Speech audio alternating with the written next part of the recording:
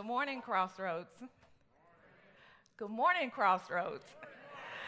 My name is Carla Jackson, and I'm the Youth Service Center Coordinator at Edith J. Hayes Middle School, where I've worked there for over 19 years in various capacities in various schools in the district.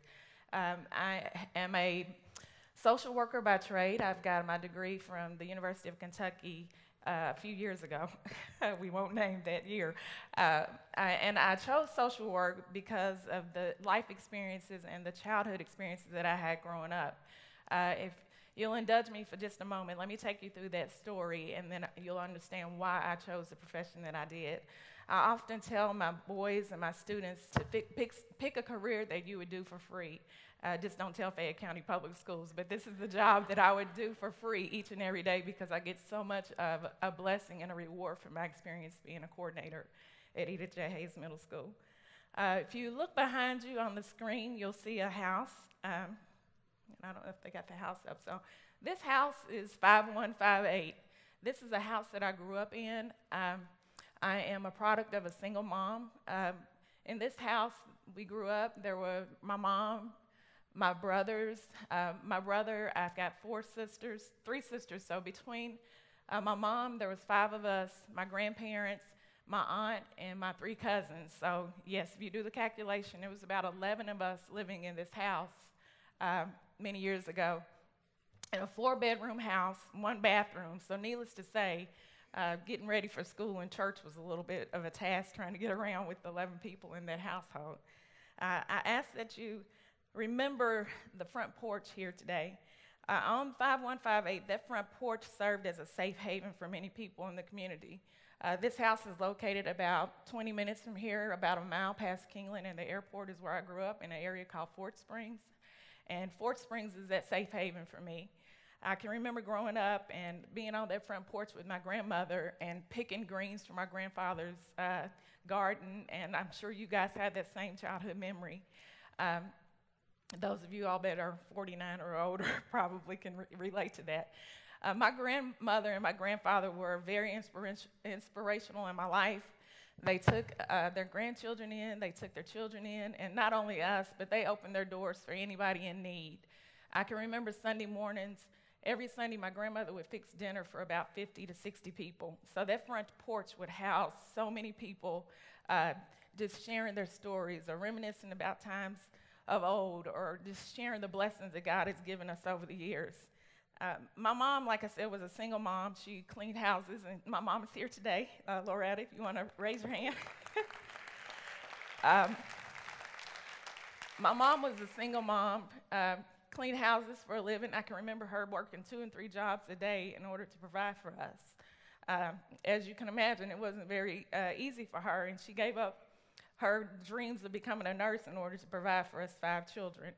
And being a single mom today, I can only imagine, and I'm very humbled and thankful for my mom for giving us the things that she gave us over the years and the sacrifices that she made as a mom to make sure that us 5 children had what we needed in order to be successful in life.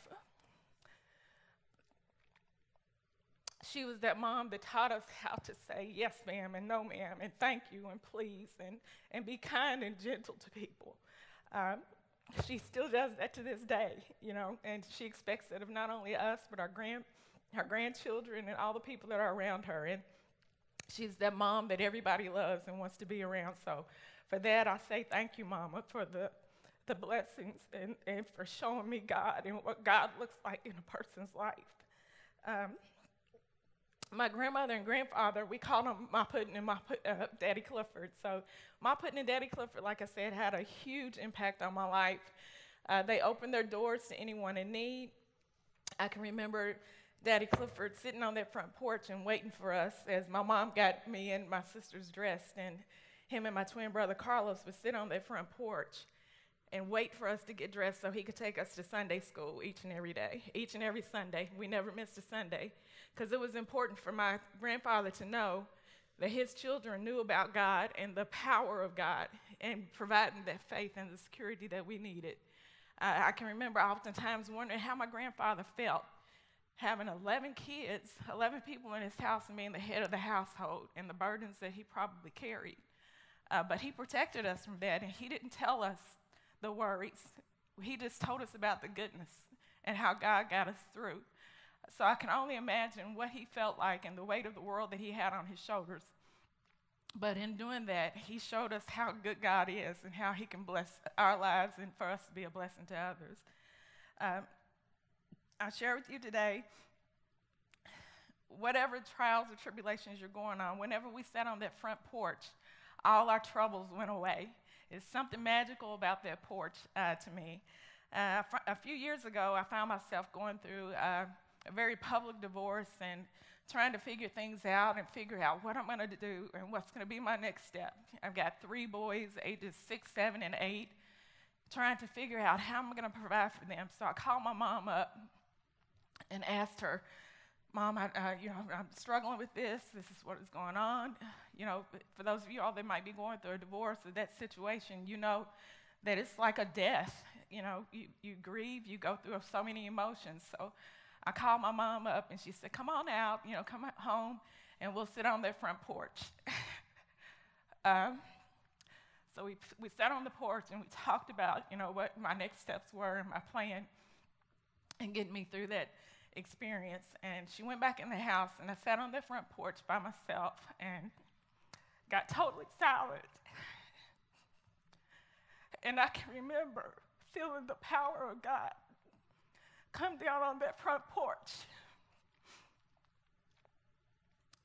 and telling me that everything is going to be okay.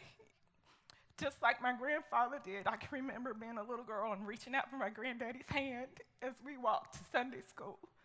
And on that day, I reached out to God's hand, and I left all of my burdens and all the shame and all the struggles that I had. I left them there on that front porch that day. And I haven't looked back since.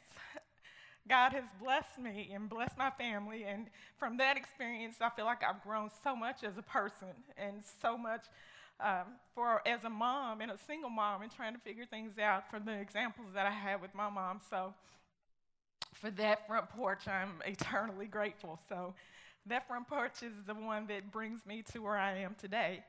I want to share with you, in my role as a family resource center, I have a lot of kids that come in my office with different situations and families that are coming in with a lot of trouble and a lot of hardship in their lives. A few years ago, I had the opportunity to work at Carter Valley Elementary, where I had a 7-year-old girl named Maria come into the office, which I now refer to as my front porch.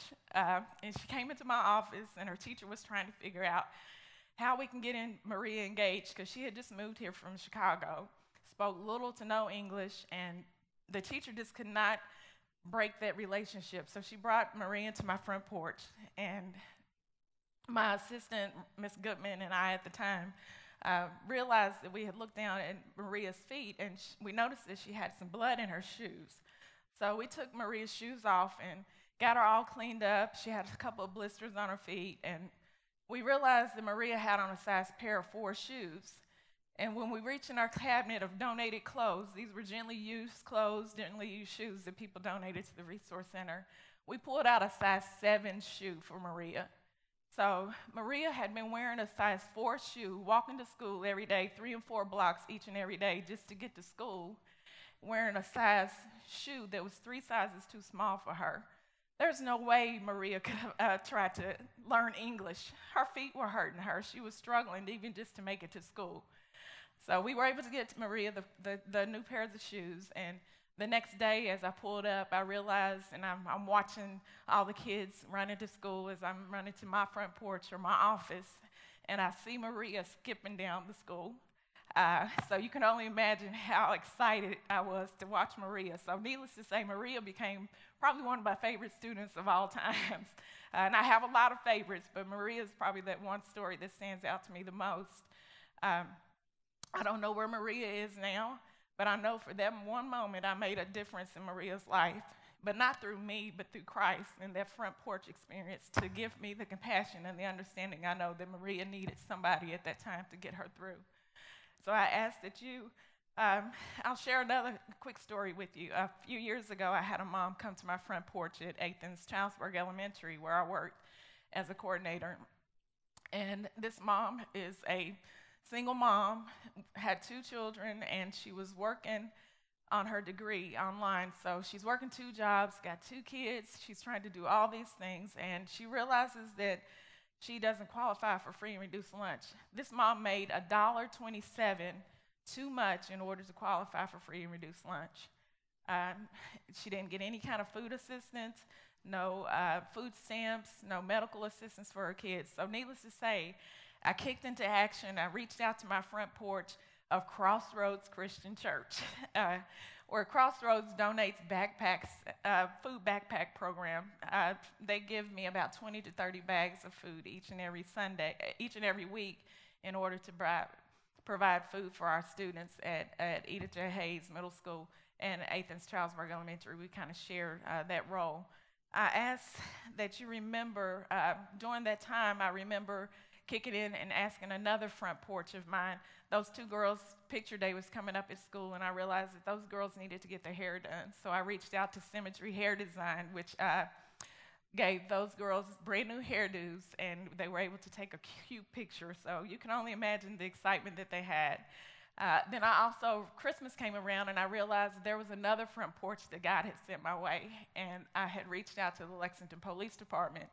And those people, for the Shop with the Cop program, gave these girls $150 each to go shop and make sure that they had a perfect Christmas. And I believe they even gave their mom something for Christmas. They snuck a gift in for their mom while they were shopping for themselves. So I asked this, and I share with you today about those front porch experiences because we all have that front porch in us. And I ask that you guys reach out today, whether you're doing something in your community or small with the coach. Be conscious and be aware of those front porch experiences that we have and that we can provide for the families and the people around in our community that need us. My goal, and I challenge you today, is to be that front porch. And I ask that, and my prayer is that God let me be that front porch, that one day he'll be able to say, well done, my good and faithful servant.